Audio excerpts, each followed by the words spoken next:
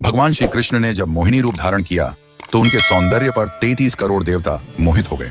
सभी देवताओं ने मन में यही कामना हुई कि ऐसी सुंदरी उनकी पत्नी बन जाए, परंतु केवल एक देवता ऐसे थे जिनके मन में मोहिनी के प्रति इस तरह का भाव नहीं आया।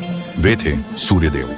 सूर्यदेव ने मोहिनी रूप को देखकर मन ही मन कहा, यदि ये मेरी पुत्री बन जाए तो मेरा जीवन धन्य हो जाए। सूर्यदेव की इस भावना को समझकर भगवान श्री कृष्ण ने उनकी ओर कटाक्ष किया और संकेत किया कि उनकी इच्छा पूर्ण होगी। समय बीतने के बाद सूर्यदेव ब्रजभूमि में वृषभानु महाराज के रूप में अवतरित हुए।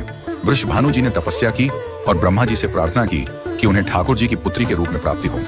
ब्रह्मा जी ने उनकी प्रार्थना को श्री हरि तक पहुंचाया। ठाकुर जी ने विचार किया कि वे नंद यशोदा और देवकी वासुदेव के यहाँ पुत्र के रूप में जन्म लेने वाले हैं, लेकिन प्रेम की स्थापना के लिए एक विशेष अवतार लेना होगा। ठाकुर जी ने अपने रूप को दर्पण में देखा और उस दर्पण में उन्हें ऐसा रूप दिखाई दिया जो स्वयं ठाकुर जी को भी मोहित कर गया। यह रूप ठाकुर जी का ही स्त्री रूप था। उन्होंने इस रूप को स्थिर किया और लक्ष्मी जी के वस्त्रों, आभूषणों और श्रृंगार सामग्री का उपयोग करके इस दिव्य स्वरूप को सजाया। जब यह स्वरूप पूर्ण हुआ तो ऐसा प्रतीत हुआ मानो सूर्य और चंद्र का एक साथ मेल हो गया हो। यह दिव्य तेज इतना अद्भुत था कि स्वयं ठाकुर जी भी नेत्र मूंदने को विवश हो गए। जब उन्होंने नेत्र खोले तो उनके सामने श्री राधा रानी का दिव्य स्वरूप प्रकट हुआ।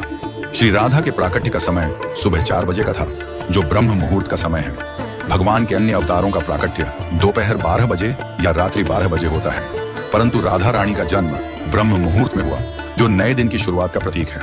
यह इस बात का संकेत था कि प्रेम का प्रकाश संपूर्ण विश्व में फैलने वाला है। राधा रानी के अवतरण पर वृषभानु महाराज और कीर्तिदा माता के घर उत्सव मनाया गया। सभी गोप गोपियां ब्रजवासी आनंद में झूम उठे, लेकिन एक अद्भुत घटना ने सबको चकित कर दिया। राधा रानी अपनी आंखें नहीं खोल रही थीं। वृषभानु महाराज और माता कीर्तिदा इस बात को लेकर चिंतित हो गए। कई साधु संत और विद्वान उनके दर्शन करने आए, लेकिन किसी के भी प्रयास से राधा रानी ने अपनी आंखें नहीं खोली। तभी देवताओं के आग्रह पर नारद मुनि वहां आए। उन्होंने राधा रानी के पास बैठकर उनकी स्तुति की। नारद मुनि ने जैसे ही स्तुति गाई, राधा रानी ने पहली बार अपनी दिव्य नेत्रों से नारद मुनि की ओर देखा।